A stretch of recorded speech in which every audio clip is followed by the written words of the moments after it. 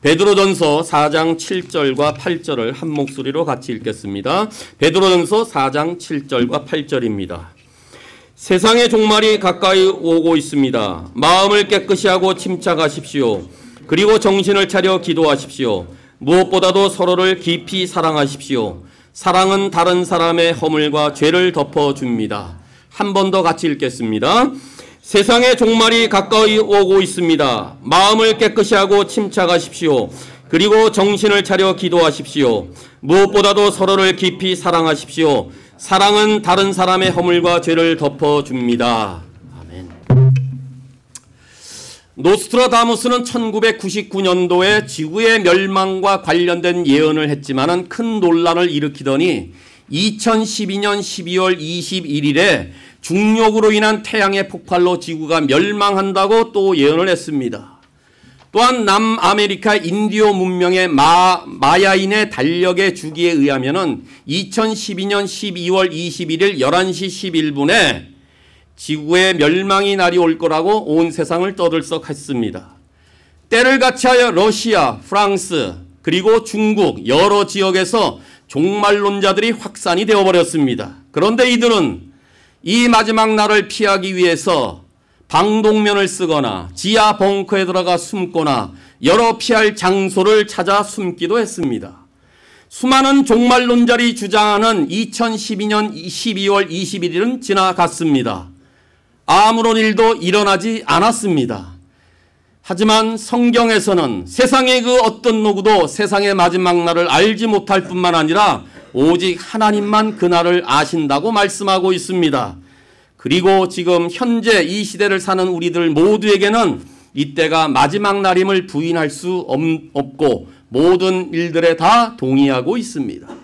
성경의 마지막 날에 대한 예언은 어떻게 합니까? 각종 지진과 기근과 해일과 가뭄 등이 자주 일어나며 예측 불허하게 일어나는 이러한 일들이 지금 맞아떨어지고 있습니다. 때가 악해지고 있습니다. 전쟁과 난리가 빈번하게 이뤄집니다. 지구의 온난화 현상이 우리를 지금 무섭게 만들고 있습니다. 거짓 교사들과 거짓 소문으로 인해서 모든 사람들의 생각들을 현혹하게 만들고 있습니다. 이런 내용들을 보면은 자연적인 재해 현상과 인류 역사 가운데 이루어지는 모든 사건들을 볼 때에 마지막 때가 다가오고 있음을 분명히 확인할 수가 있습니다. 우리가 믿거나 안 믿거나 우리가 원하든지 원하지 않든지 간에 세상의 종말은 반드시 옵니다. 이것이 성경의 증언입니다. 오늘 함께 읽으신 베드로전서에서도 세상의 마지막이 가까이 왔다고 경고하고 있습니다.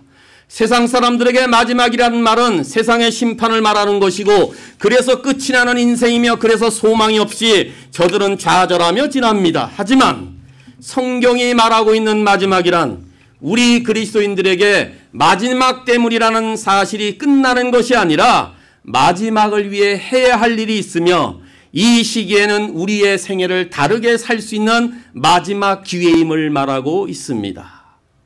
그때가 언제인지 알 수 없는 비밀이지만은 세상의 종말이 가까이 왔다는 것을 믿는 우리들은 아주 특별하게 준비하지 않으면 안 됩니다.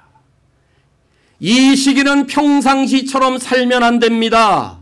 마지막 때를 아는 사람들은 지금 무엇에 힘을 써야 하는지를 아는 지혜로운 자들입니다.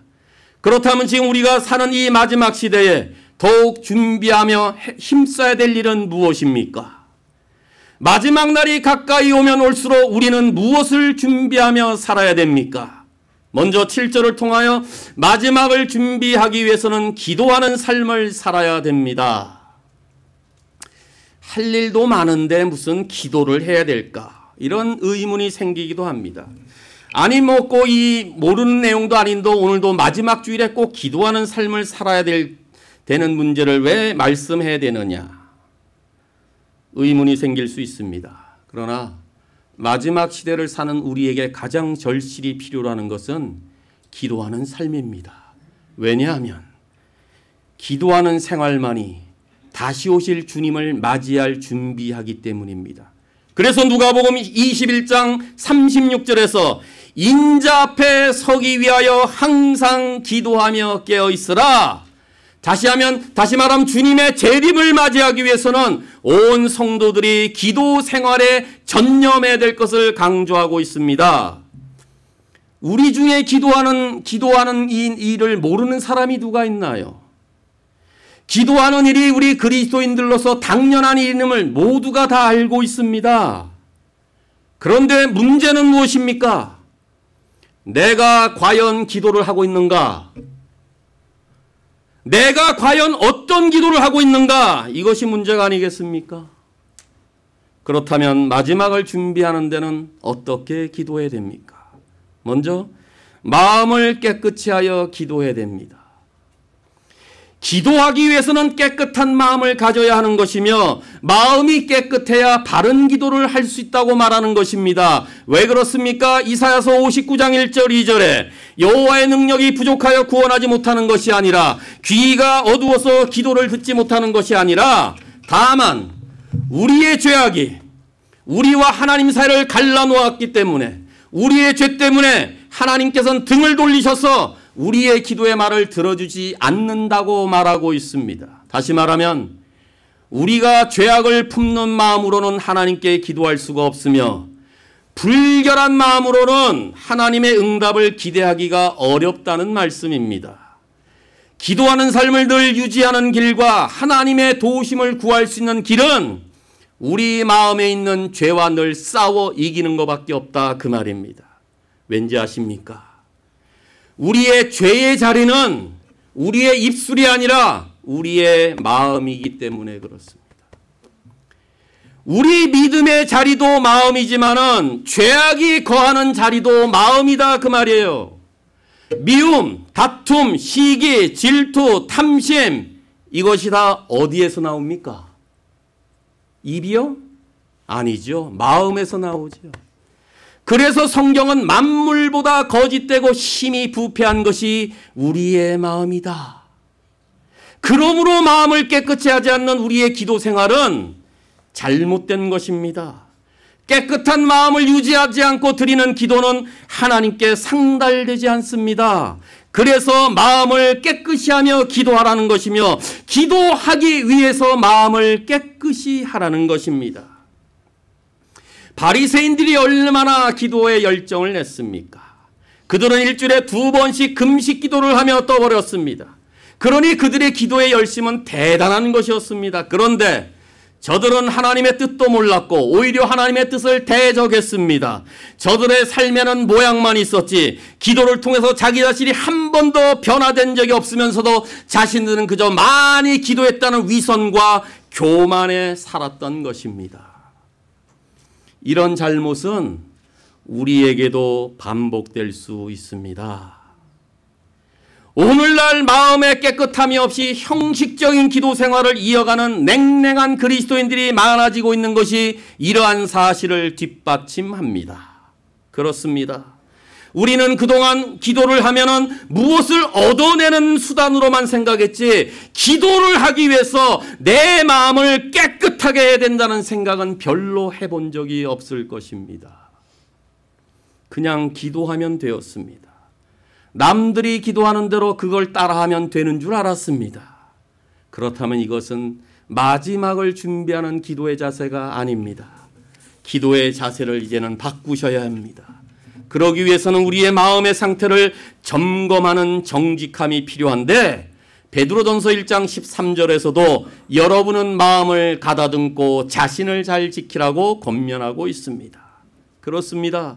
주님께 간구하는 사람은 이 세상의 유혹이 내 마음에 틈타지 못하되 먼저 진실된 마음을 지녀야 합니다. 많은 기도를 하기보다는 깨끗한 마음이 우선되어야 합니다. 거창한 기도를 드리기보다는 세상의 욕심이 내 안에 없어지기를 바라는 정결한 마음으로 드리는 기도가 먼저입니다. 오늘도 찬양하기를 다윗의 고백처럼 우리의 마음 가운데 정결한 마음을 달라고 기도했던 다윗의 그 기도가 바로 오늘 우리가 드려야 될 기도라 그 말입니다. 수많은 기도의 제목들을 열거하며 순서대로 기도하기보다는 세상의 악한 것들을 엿보지 못하도록 내 마음에 순결한 마음을 먼저 달라고 기도해야 되는 것이 마지막을 준비하는 우리의 기도의 삶이 되어야 된다 그 말입니다.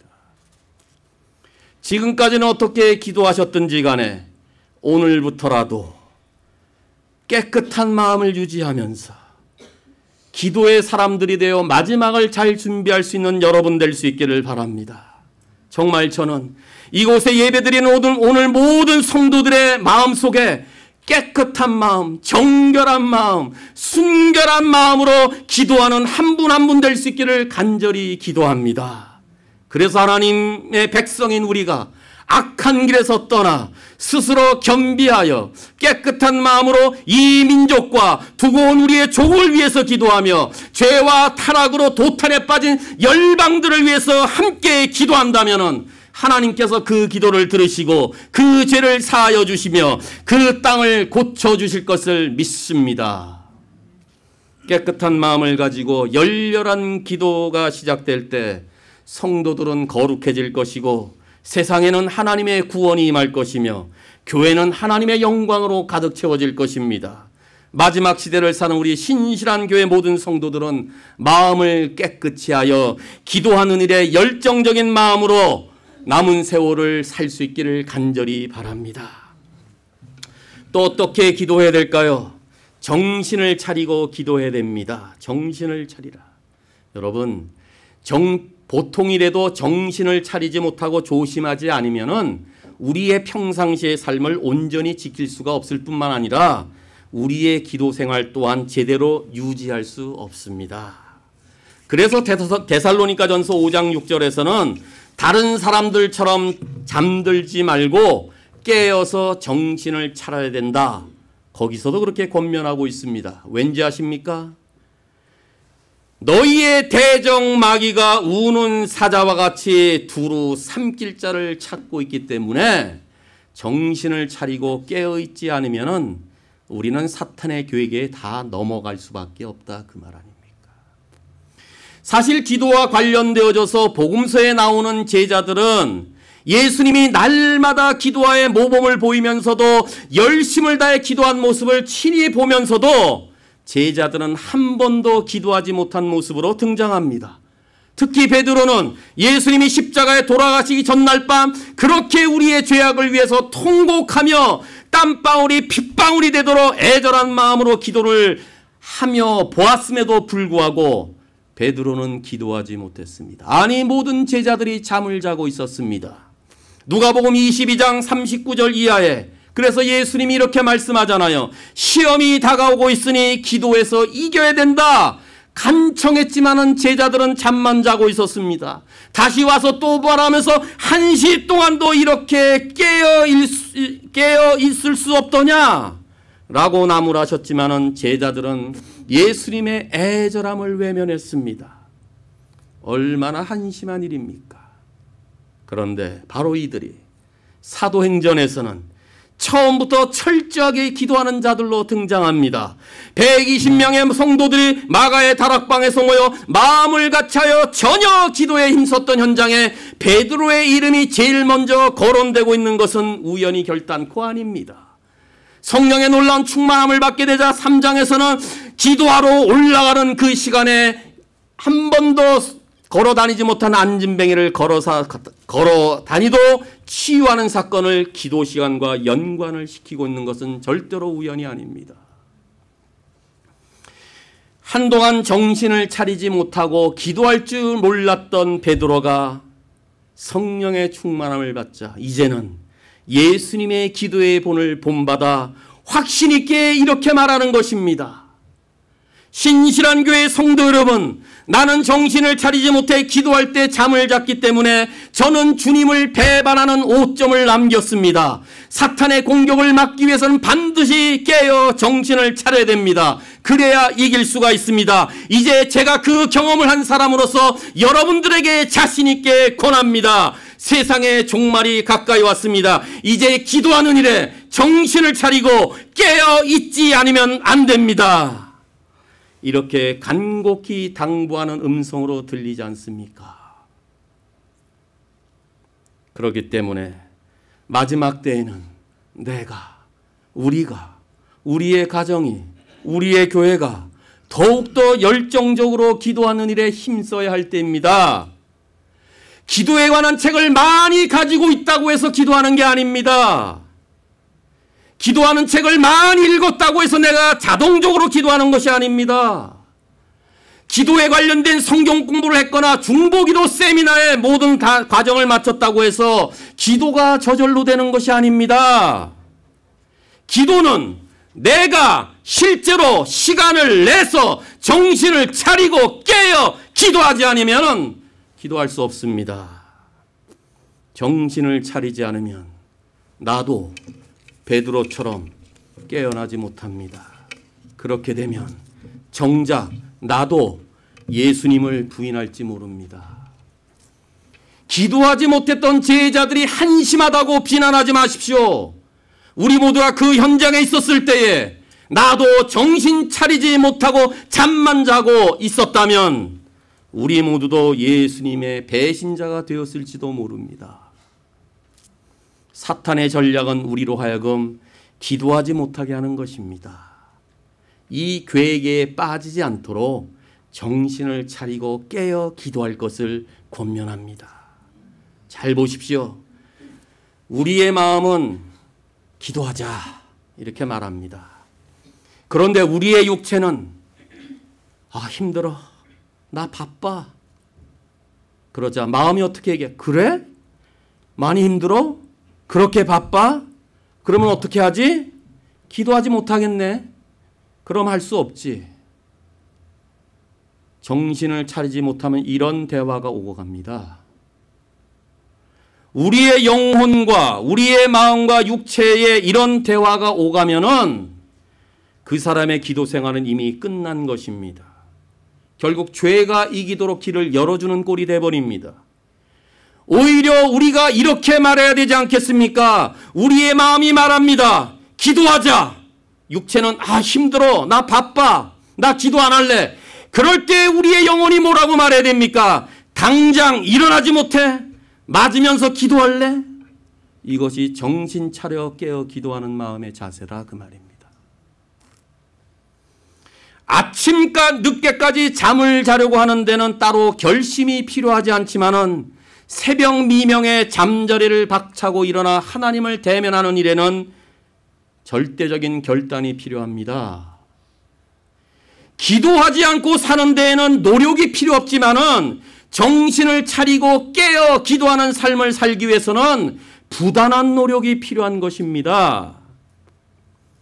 세상의 마지막이 가까이 온 줄을 안다면, 그래서 우리의 삶의 우선순위가 달라져야 함을 안다면 그것은 먼저 기도하는 삶이어야 합니다.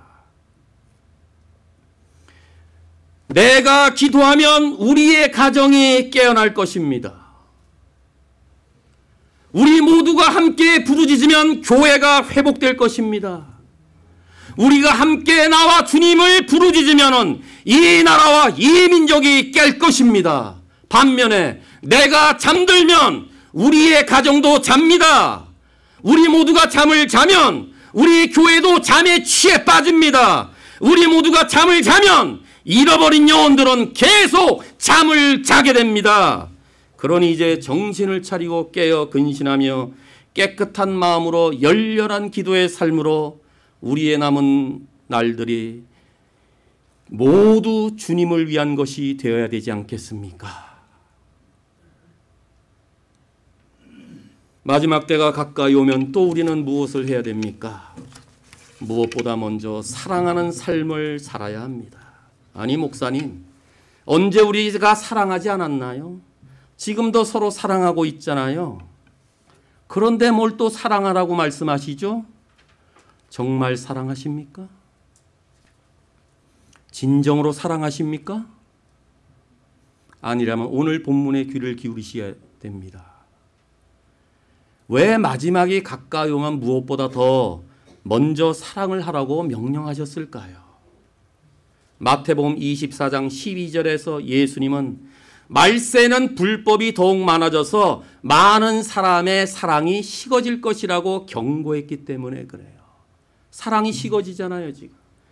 예수님만 그렇게 말씀하신 줄 아십니까? 사도 바울은 디모데후서 3장 1절 이하에서 마지막 날에 너희에게 수많은 고통당한 날이 올 텐데 라고 이제 그 내용을 말하면서 그때는 사람들이 자기 자신만을 사랑하고 그때는 사람들이 돈만을 사랑하고 그때는 다른 사람에 대한 사랑이 전혀 없어진다 경고하고 있습니다. 역사의 마지막에는 자기밖에 모르고 이웃에 대한 관심도 없고 극도로 이기심이 지배하는 시대가 될 것임을 이미 경고하고 있기 때문에 우리 모두는 서로 사랑해야 된다 그 말입니다. 그러므로 세상의 마지막이 가까이 올수록 서로 사랑하는 일보다 더 중요한 일은 없습니다. 여러분, 사랑이 식어질 때 일어나는 현상 중에 가장 먼저 피해를 보는 곳이 어딘 줄 아십니까? 우리의 가정입니다. 사랑이 식어지면요, 우리의 가정이 제일 피해를 봅니다. 서로 간의 사랑이 식을 때 남편 간의 부부 사이가, 부모와 자녀 사이가, 형제 자매 사이가 불화하게 됩니다. 형식적인 인사만 주고받게 될 것입니다. 웃음을 나누기도 하지만 마음과 마음이 통하지 않는 웃음이 될 것입니다. 최근에 주변에 일어나는 일들을 한번 둘러보십시오. 노름빚 때문에 아들이 아버지를 죽이지 않습니까? 카드빚 때문에 딸이 어머니를 죽이지 않습니까? 자기 아버지에게 아침 밥상을 차리지 않는다고 남편이 자기 아내를 폭행하잖아요. 아내들은 아침에 늘 조심하십시오. 시아버지를 두시고 계신 분들은. 밥상 안 차려준다고 남편에게 폭행당할지 어떻게 아시겠습니까? 얼마 전에 의붓 딸에게 소금밥을 먹여 숨지게 한 계모도 있었잖아요. 한국에서 2주 전에. 아버지의 유산 상속 때문에 형제들끼리 치고받고 난리를 피잖아요. 지하철을 타는데 자리를 안 비켜선다고 홧김에 철길에 밀어 떨어뜨리게 만들잖아요. 성경대로 말세의 징조가 계속 나타나고 있습니다. 얼마나 살벌합니까? 이 얼마나 비극적인 일입니까? 그러므로 사랑이 식어져가는 마지막 때를 살아가는 그리스도인들이 우선적으로 해야 될 일은 서로 깊이 사랑하라는, 깊이라는 단어를 쓰고 있습니다. 이 깊이라는 단어의 의미는 경주하는 말이 근육과 힘줄을 쫙 뻗으면서 최대한도로 뻗어서 힘껏 달리는 것을 말할 때 깊이라는 단어를 씁니다. 이게 무슨 말입니까? 서로 사랑하되 우리도 팔을 걷어 붙이고 지치지 않고 끈질기게 계속적으로 그분을 끝까지 사랑하라는 단어가 서로 깊이 사랑하라 이 말입니다. 그러니 깊이 사랑하는 것이 쉽겠습니까? 어렵습니다. 이 얼마나 어려운 사랑입니까? 마음에 들지도 않죠. 보기도 싫지요. 그냥 미워 죽겠지요. 그러니 어렵습니다. 그러나 어려워도 계속 해야 되는 일이 사랑입니다. 힘들어도 지속적으로 해야 되는 일이 사랑하는 일입니다. 이것이 예수님의 사랑이셨습니다. 여러분들은 혹시 예수님은 우리를 사랑하시기가 얼마나 힘드셨는지 생각해 본 적 계십니까? 예수님이 우리 같은 죄인을 사랑하기가 얼마나 힘들었는지 아시냐 그 말이에요. 우리 모두가 다 형편없는 자들 아니었어요. 사랑받을 자격이라고는 한치도 없었던 그런 자들 아닙니까? 우리의 모든 몸은 죄악 덩어리였잖아요. 그러던 우리를 사랑하는 것이 예수님은 정말 쉬웠겠어요? 그런데 우리의 자격 때문이 아니라 우리가 주님의 말을 잘 들었기 때문이 아니라 우리의 허물과 죄에도 불구하고 우리를 끈질기게 끝까지 사랑하셨다 그 말이에요. 우리를 사랑하신 그 사랑이 지금도 우리의 부족과 연약함에도 불구하고 지속적으로 우리의 삶을 여기까지 인도하시고 우리의 삶 속에 풍성한 하나님의 사랑으로 넘쳐주시는 사랑을 지금도 우리 모두가 경험하고 체험하고 있다면 우리는 서로 깊은 사랑을 해야 합니다. 그런데 오늘날 교회는 세상 사람들과 같은 유사한 정도의 사랑만 하고 있습니다. 사랑의 기준이 세상 사람들과 동일한 기준입니다. 그저 나에게 잘해주는 사람만 사랑합니다. 친절히 대해주는 사람만 사랑합니다. 너무나 조건적인 사랑에만 길들여져 있습니다. 내 잘못을 지적해 준다거나 혹은 그 사람을 위해서 바른 말을 하는 사람들은 싫어합니다. 그래서 말도 안 합니다. 심하면 어떤 줄 아십니까? 하나님, 저 사람 좀 빨리 데려가지면 좋겠습니다. 이게 우리의 모습 아닐까요? 우리는 그렇게 살아서는 안 될 사람이잖아요. 우리는 정말 이렇게 살면 안 됩니다. 우리가 정말 예수님의 사랑을 경험했고 그 예수님을 내가 정말 지금도 사랑한다면 주님께서 서로 사랑하라는 이 계명을 마땅히 지켜야 됩니다. 그래서 아내의 부족함이 있어도 내가 깊은 사랑을 해야 됩니다. 남편의 실수에 상관하지 않고 서로 깊은 사랑을 해야 됩니다. 자녀의 허물에도 상관하지 않고 사랑하는 것입니다. 우리의 부모님의 허점에도 상관없이 내가 깊은 사랑을 하는 것입니다. 내 가정의 형편이 어려워도 우리 가정의 생계의 유지가 어려워도 내 가족의 식구가 병이 들었어도 교회의 지체들의 마음에 들지 않아도 마지막에 우리의 우선에 해야 될 일은 서로 깊이 사랑하는 일입니다. 이와 같은 사랑이 깊어지면 깊을수록 다른 사람의 허물과 죄를 덮을 수 있습니다. 창세기 9장에 아버지 노아가 어느 날 포도주를 마시고는 너무 많이 취해서 장막 안에서 벌거벗고 있었습니다. 이것을 그의 아들 함이 봤습니다. 아버지의 허물을 본 함은 이 사실을 떠벌리기 시작했습니다. 우리 아이들의 말대로 얼러리 꼴러리 우리 아버지가 벌거벗었대요. 확인할 수 없지만은 얼러리 꼴러리의 원조는 여기가 아닌가 싶습니다. 그러나 또 다른 아들 셈과 야벳은 달랐습니다. 이들은 옷을 가지고 뒷걸음질 쳐서 장막으로 들어가서는 얼굴을 돌린 채 아버지의 벌거벗은 몸을 덮었습니다. 여기에 중요한 단어가 하나 들어오는데 덮었다는 단어입니다. 뭘 덮었어요? 허물을 덮어주었다 그 말입니다. 요 한 일 때문에 이 민족이 복과 저주의 결과로 갈라지는 역사의 현장을 우린 지금도 알고 있습니다. 허물을 덮어준 이것이 사랑이다 그 말이에요. 이런 사랑을 말할 때 허물을 덮어주는 사랑을 말합니다. 그러니까 사랑을 하되 서로 용서하는 사랑을 해야 된다 그 말입니다. 남을 용서하는 첫 번째 단계는 상대방의 허물을 덮어주는 일입니다. 그렇다고 허물을 덮어준다고 해서 불의한 것을 잘못된 것을 그대로 눈 감아주고 그대로 지나치라는 말이 아닙니다.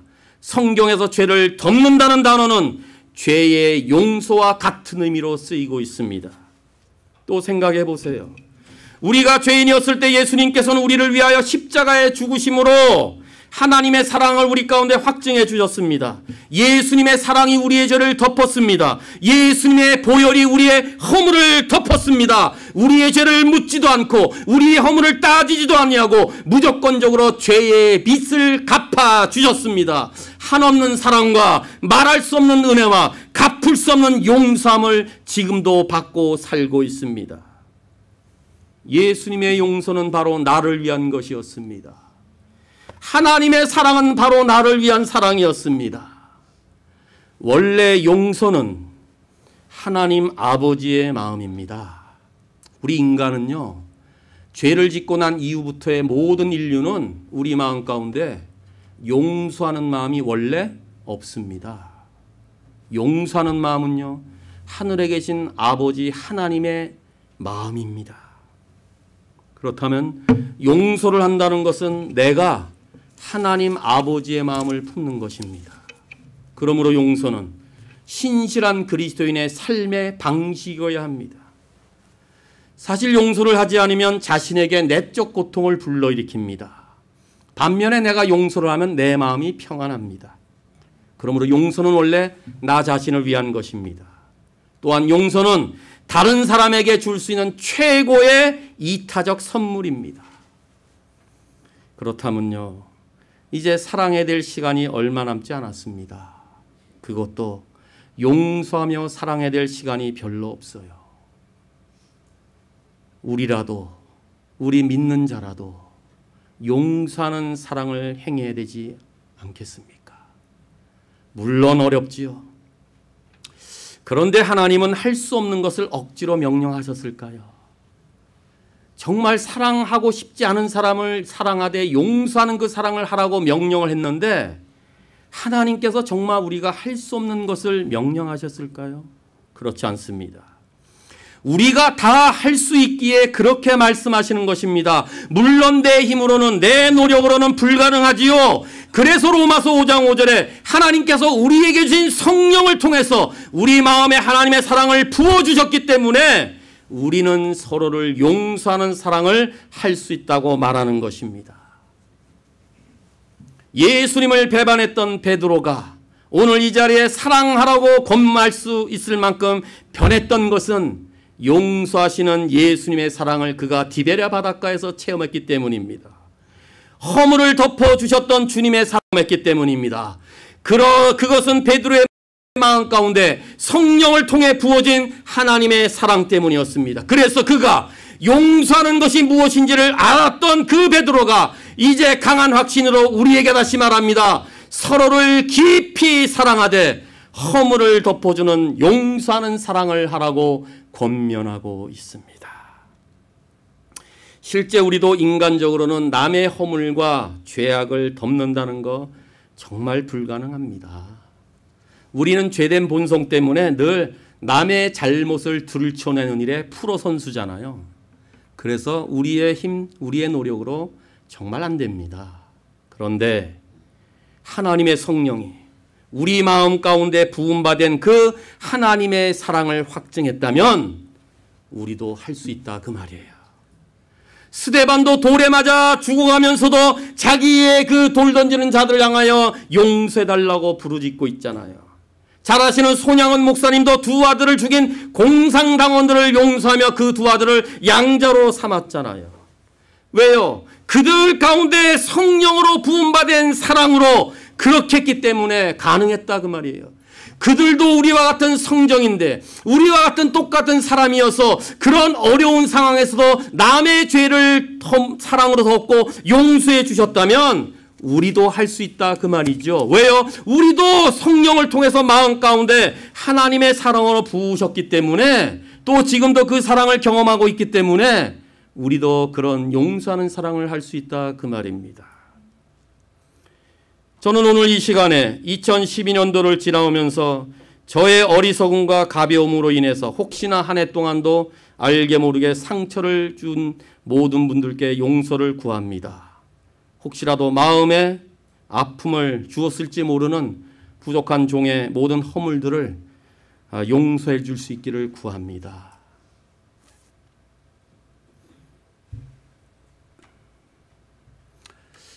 용서하기에는 시간이 얼마 남지 않는 마지막 시대입니다. 하나님이 우리를 언제 어떻게 부르실지 누가 알겠어요. 그렇게 건강 행복을 외치던 황수관 박사 어저께 돌아가셨더라고요. 67살이더라고요. 봐요. 이 지역에 와서도 건강, 오래 사는 비결 뭐 이런 말씀하시던 그분이 겨우 67살에 돌아가셨어요. 봐요. 모르잖아요. 내일을 우리가 어떻게 합니까? 이 말은 무엇을 말합니까? 사랑하고 용서할 시간이 이제 얼마 남지 않았다 그 말이에요.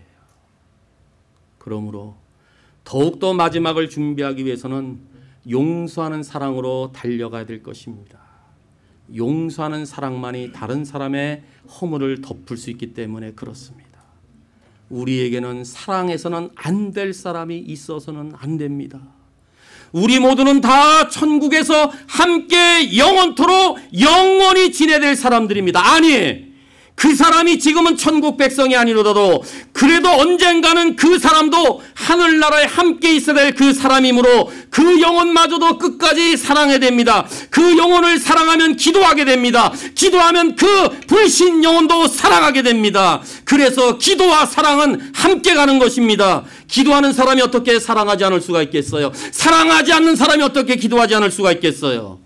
그러므로 우리 신실한 그리스도인들은 이제부터 서로 깊은 사랑을 하며 남의 허물을 덮는 용서하는 사랑을 실천하는 한 분 한 분 될 수 있기를 간절히 바랍니다. 사랑하는 신실한 교회 성도 여러분, 마지막이 가까이 왔습니다. 이제 때와 시기를 분별하며 살아야 될 시기가 우리 앞에 놓여 있습니다.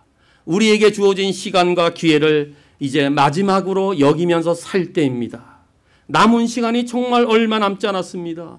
주님께서 언제 오실는지 아무도 모르는 마지막 시대입니다. 그러니 기도하는 삶과 서로 사랑하는 삶은 마지막 시대를 사는 모든 그리스도인들이 우선적으로 해야 될 일입니다.